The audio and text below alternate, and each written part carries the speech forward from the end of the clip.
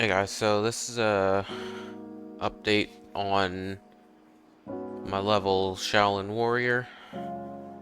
Just finished the ball part right before the first drop, so thought it'd be a good time to just record a longer video and update you guys on how I've been doing. Um, and I'll just get right into it. So I'll start from the beginning. Um, used use these blocks right here. I don't know how to describe them, but yeah, I chose these as my main palette. These other blocks, also just stuff that I've considered using, but right now I haven't used them, so I've just stuck to these blocks in the first part. I've also used these blocks that kind of look like wood in a way, and then also using been using these bricks right here. So those are my three main blocks in this level. So yeah, each block, at least in the first part, each block has obviously the outline, the lines, has these blocks with pixel blocks inside just to give the block more character, and to further do that, they have shadows and glow from each side, just to make the block kind of stand out. So this is what it would look like without the pulse trigger. This pulse trigger, pretty much what it does is it just makes the block, the individual block, just pulse a certain color when you hit it. So this is what it looks like without the pulse trigger. So yeah, each one has the lines, the blocks, glow, and particles on the bottom and top, and a layer of blue, just to kind of give the block more depth, to make it look like the middle of it is further back in the block. Yeah, and then have some shadows just to give the entire level some depth, like there's some sunlight coming from like up here. So I also have these brick-like structures with a torch for like pillars, just to fill in some empty space, and just kind of make like it's like a temple theme. Going really for the whole level, I'm going for like a neon theme, but I feel like it looks good there, just to give the level, just not make it so repetitive in terms of design. The wave part, yeah, the same block designs here with the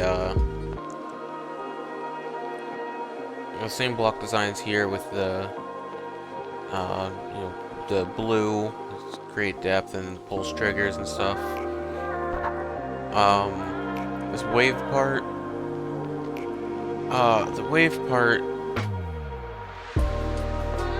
I don't know. I don't really know. I'm gonna put a custom background, but I'm gonna put a custom background so it's not as empty. But this is probably gonna be the only part that it feels like you're going through a corridor, because I try not to do that, because there's all this space right here that's just empty, and right now I don't know what to do with it. So yeah, I'm gonna try to, in the future, not create these kinds of corridors, or at least try to make them more open and allow for more stuff to be going on in the background. So yeah, this just more stuff, filled in some empty space with these blocks, with these structures. And then going into the robot part, also introduce those bricks I was talking about earlier. And then these red blocks to indicate that you don't want to touch them. And this arrow, it will eventually go away, because I've found other ways to indicate that this platform will move. This platform will move, so the arrow will eventually go away. So yeah, that's pretty much about it. And I also added, for ground spikes, I added this kind of water. And I did the same thing for here, even though you'll never touch it because the platform will always be below you. And then again added the kind of pillar and torch to fill in empty space. And then for the coin route, I wanted to make it feel like there were more buildings in the foreground. So this is what it would look like when you're actually playing the level, and you'll be able to see the coin. So even if you don't like get it, you'll know where it is because you can see it. And these blocks are kind of a little bit lighter color. But yeah, I tried to vary the color up to not make it so repetitive. And then going into the ship part, wanted to make everything this kind of pink color, like a cherry blossom color, with these black outlines to make each block like more defined. So yeah, I kept that theme. And then I also put these kind of 9 circles style arrows, to indicate that these platforms move close together. So you want to stay in a straight line, just go like directly through the portal. And pretty much how I did that is I grouped each one based on where it was in its own group. So the middle ones, the ones that are closest to the portal, they all get their own group. And I did that for all 3 layers, and then put them all in one pulse trigger to pulse this color purple. And then how to loop them is pretty much you just grab whatever triggers you want to loop, and then you go in the pause menu at the top, and then right here, right next to the settings, you click create loop, and the game will just do the spawn triggers for you, and all the grouping as well. So yeah, I did that, and also in this one, I put these pixel saw blades in just to kind of keep the theme with the pixel art. And then I feel like with the glow in the center, as well as the kind of things radiating from the tips, it kind of looks like a sun. So yeah, that kind of looks cool. And then use the area move trigger to combine with this, again, the arrows, to show that pretty much want to straight fly through these, and these will move out of your way. Like the top ones will move up and the bottoms will move down.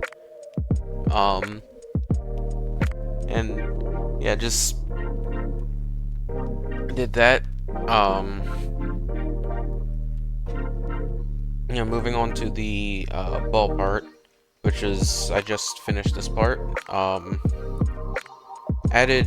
kept the theme with this kind of pink wood block, because there's not really much change in the song. There's not really much change in the song.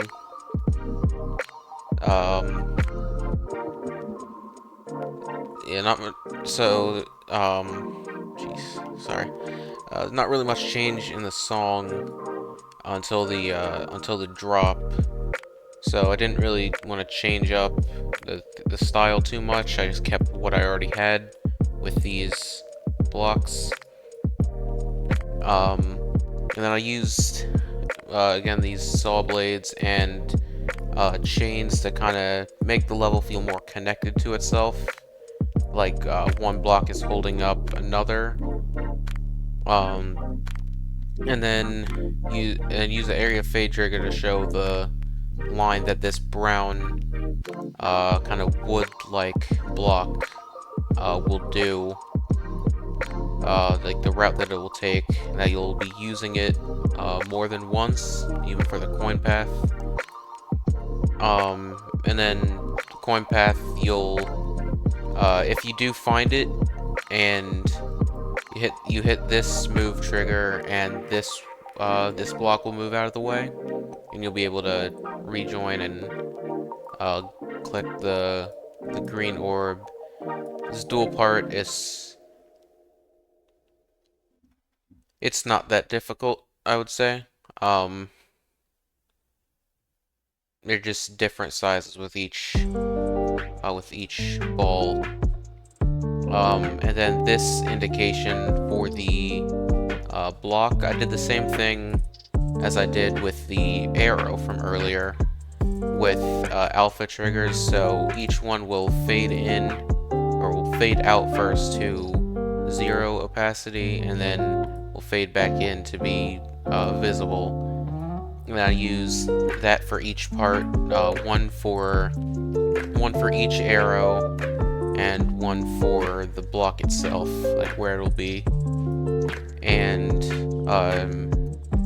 just did the same thing with grabbing these and then doing create loop, and that's how it does that.